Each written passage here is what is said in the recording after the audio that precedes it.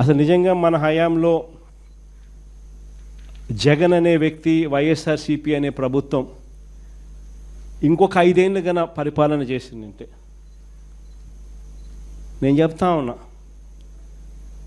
ప్రతి గవర్నమెంట్ చదువు స్కూల్లో నుంచి వచ్చిన పిల్లాడు, 1వ తరగతి పిల్లోడు 10వ తరగతి, 10 ఏళ్ళ మన హయాం, ఆ పిల్లాడు 10 సంవత్సరానికి పాస్ అయ్యేసరికి ఆ పిల్లోడు ఐబీ సర్టిఫికెట్తో, ఇంగ్లీష్ మీడియం ఐబీ సర్టిఫికెట్తో, నేను సిబిఎస్ఈ గురించి కూడా మాట్లాడడంలా, ఇంగ్లీష్ మీడియంతో ఐబీ సర్టిఫికెట్తో పాస్ అయ్యిండు.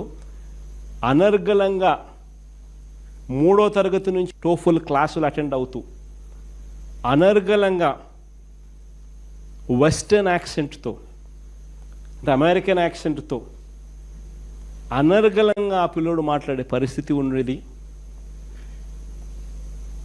8వ తరగతి పిల్లాడికి, ప్రతి పిల్లాడికి 8వ తరగతికి వస్తానే పిల్లోని చేతుల్లో ట్యాబులు కనిపించే పరిస్థితితో ఆ పిల్లాడి చదువులు,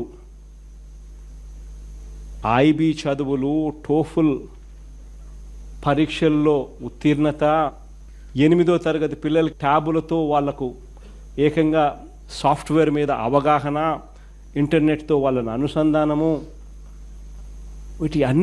అన్నిటితో పాటు subject teacher concept,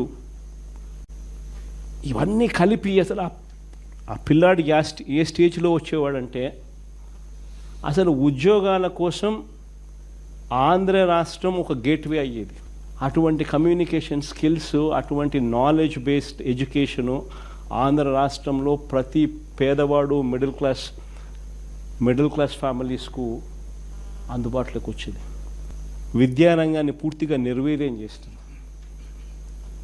English medium, CBSE నుంచి ఐబీ దాకా ప్రయాణాన్ని తెరమరుగు చేసేశారు. టోఫుల్ క్లాసులు 3వ తరగతి నుంచి మన హయాంలో ఉన్నవి పూర్తిగా రద్దయిపోయిన పరిస్థితులు.